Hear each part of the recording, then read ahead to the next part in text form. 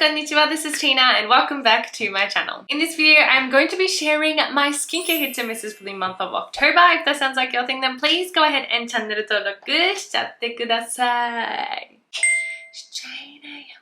I feel like I have a bit of an interesting selection this time. I have some Japanese SPFs as well as some new vegan kbeauty products that I have been trying out. The first product I'm going to be talking about is the Kiss Me Mami UV Mild Gel. So this one is actually SPF 33 with PA3+, which I feel like I literally never review sunscreens that are under SPF 50. I know a lot of people do ask for alcohol and fragrance free Japanese SPFs, which we don't come by as much. And a lot of the ones that are recommended for toddlers and kids tend to be gentler, even though a low SPF. So I thought I would try some out for you guys. So this one actually retails for 990 Japanese yen for 100 grams. It is pretty decent. It comes in a cute, adorable pump bottle. Look at this bare packaging.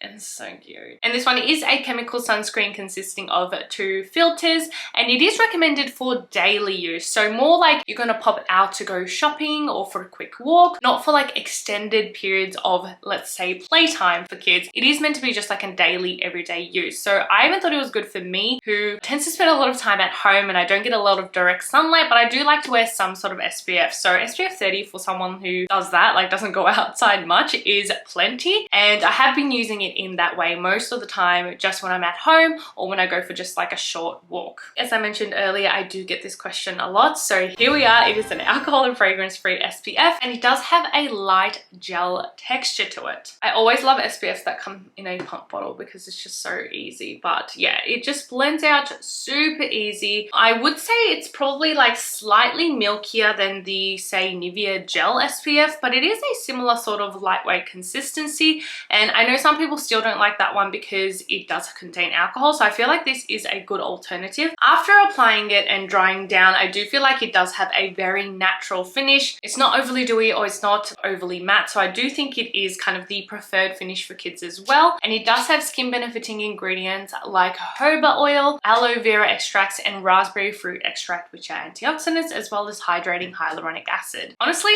I have been loving it. It definitely has been my at-home SPF, as I said earlier. It is a lower SPF, but that is plenty for me. It might be something that I might have to put away soon, since it is heading into summer and we are getting stronger UV days here in Australia. So definitely more for winter wear or kind of inside wear. But if you're not after something that is very strong, I think it is a beautiful texture, beautiful wear. It feels really comfortable and hydrating on the skin as well. And added bonus that you can use it on your kids and toddlers and such if you guys do have those cute little beans. So yeah, it definitely has been a hit for me. Next, I actually do have another kind of lower Japanese SPF, and it is the Verdio UV Mild Gel. This one is also a lower SPF of 30 and PA3+. And on the packaging, you can actually see that it says non-chemical. So it does only use physical filters. Actually, I do think it only uses the one filter, and it's titanium dioxide. When Verdio kind of re-released their SPFs, they came out with 2 sizes for the main 2 versions. They have the 80 grams, which sells for 990 Japanese yen, and then the 220 grams for 1,760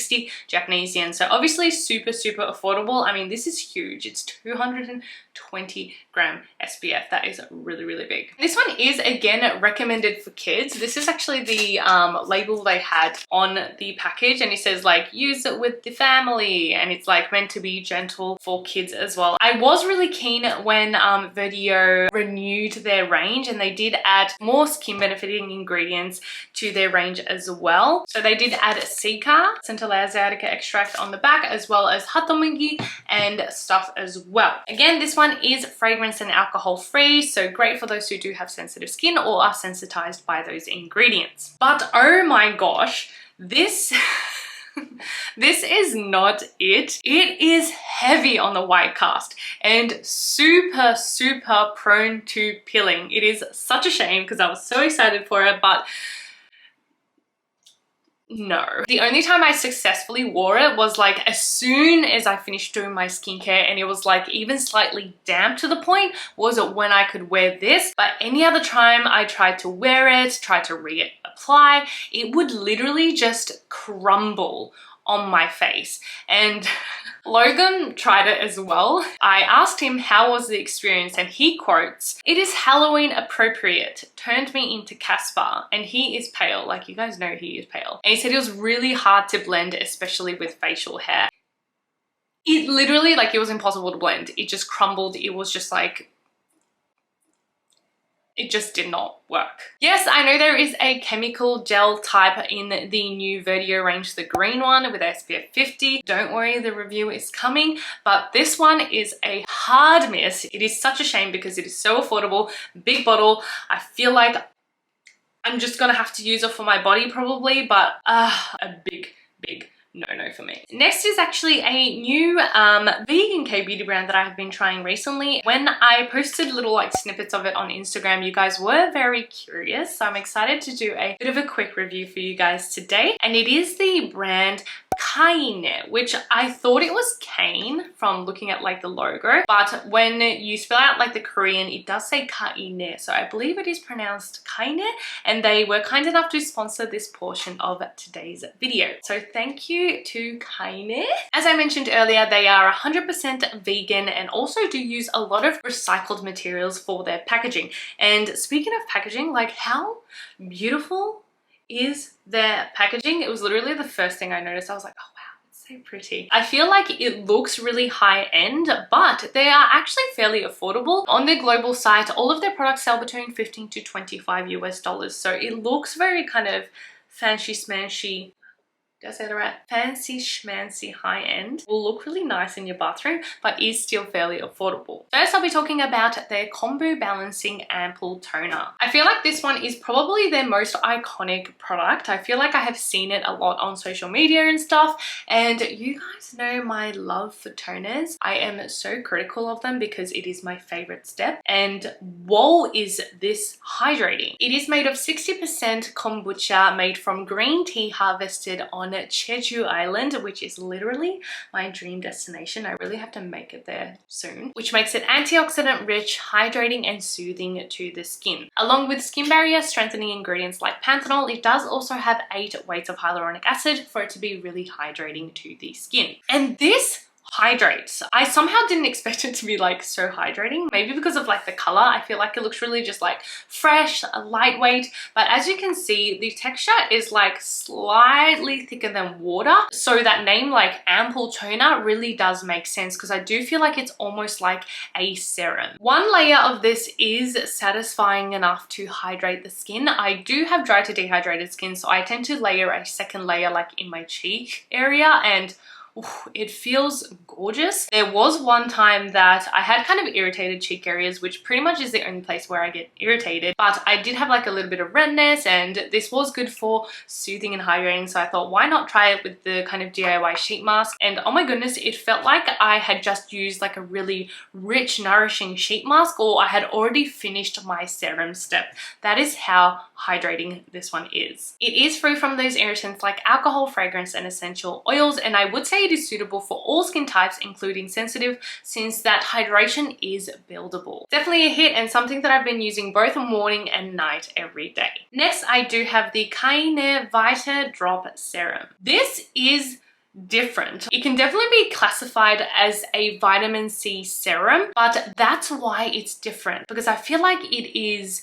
different to any other vitamin C serum that I have personally tried. First things first, the texture is lovely. Also, again, this like beautiful glass packaging. Oh, it's so luxe. But the texture is beautiful. Like, look at that. It is kind of this fluidy, light lotion texture. I feel like most vitamin C's, at least that I have tried, tend to be like transparent, liquid, slightly oily feeling. But this one, it just glides on, really softening and hydrating to the skin, and it doesn't leave any tackiness on the skin whatsoever, which I feel like is something that tends to be a characteristic of vitamin C serums. The main ingredient is actually 73% of vitamin tree fruit extract, which helps to brighten and even skin tone. It does also have other vitamin C derivatives and also 3% of niacinamide, so all ingredients that's really going to help brighten those scars or hyperpigmentation and even you know, do all the good stuff to your skin. It is also added fragrance and essential oil free, and I actually did have someone ask me recently a vitamin C that I recommend that is fragrance free. The ones that I've recommended in the past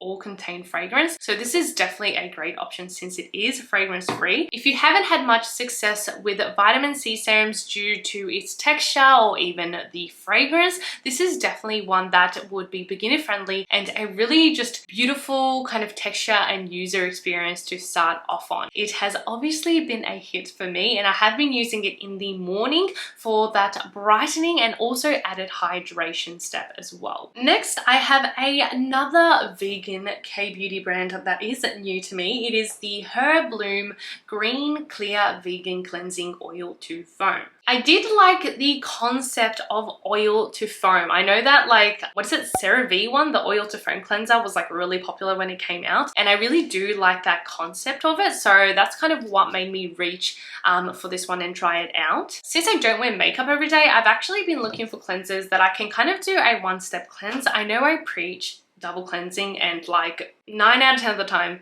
I still do double cleanse, but since I do have dry skin, sometimes just a one-step cleanse is nice, not gonna lie. So I've been looking for cleansers that have some oil-based ingredients in it to help break down that sunscreen and any oil-based impurities, but I can be done with that one step and not have to follow it with a second step cleanse. So that's how I've been using this one on days where I just wear sunscreen, no makeup, and even the brand does market this one to be that kind of cleanser. It says light makeup and sunscreen it will remove, but like heavy makeup, they do recommend using a separate makeup remover. I can't say it is really an oil texture, which I thought was what they were getting at. It is a pretty fluidy. It's not quite as thick as a gel, but I feel like it's not quite kind of slippery like an oil, and I feel like they were more describing the ingredients of oil to foam, since it does use coconut derived oil ingredients to help remove any impurities. Regardless, it is still pleasant to use, and it does foam up a comfortable amount on wet hands. The key ingredients, they actually called it their green clear complex, but it contains moringa seed oil to even out skin,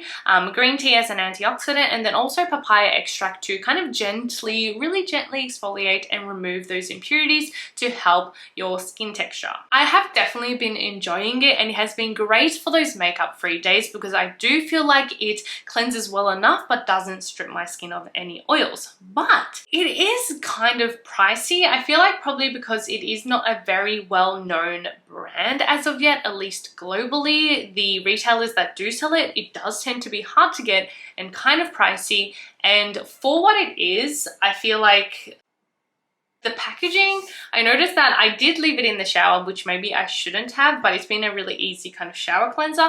But like the label, the water and product has kind of like seeped into the label area. I don't know if you can really tell. I feel like for the packaging and the price point, it has been a bit of a mess. The actual product itself is really nice, but I feel like there probably could be better options out there for a more affordable price point. The last product I have is the by Wishtrend Cera-barrier Soothing Ampoule. Can you tell what I think about it already from how much I have used? This was a new product and I just wanted to try it instantly because it is that barrier nourishing, protecting, nourish your skin back to health type of product, and it does follow through with that promise. I went through a bit of like a rough week, not a rough week, that's a terrible way to say it. It was a great week. My best friend got married and I had a bunch of friends from Japan visiting here in Australia, and it was awesome, but there was a lot of going out, a lot of eating badly, a lot of drinking that I don't usually do, and whenever that happens I feel like my skin gets pretty unstable. But like,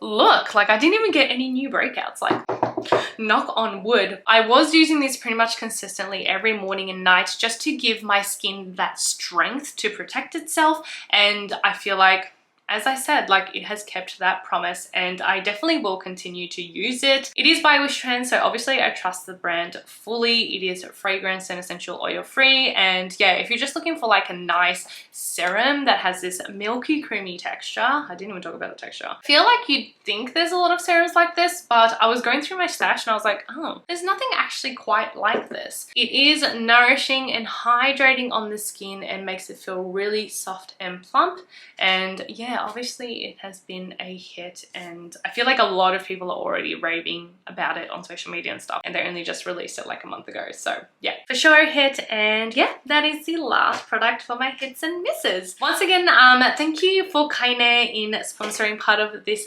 video. Definitely check them out. I'll leave links to their products and sites and all that in the description. I really hope you guys enjoyed this hits and misses. But wait, click another one. Why not? Have a look at my other hits and misses that I've done the past couple of months, because it's a fun video to watch. Why not? And I'll see you guys in the next one. Bye. Mwah.